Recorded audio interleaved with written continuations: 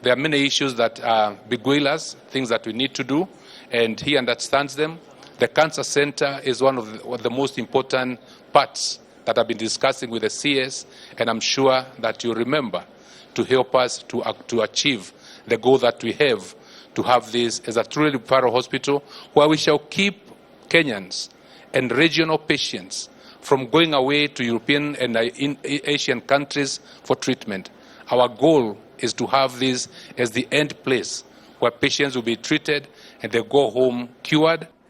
This biometric will help us in eliminating fraud and misuse of the benefits. It will also reduce paperwork. It shortens queues of our patients, and it ensures more time is spent on patient care. And this morning I have gone through that process, and I want to confirm to the country that that is what is happening. The time our patients spend is less, and we are spending now more on the care of our patients.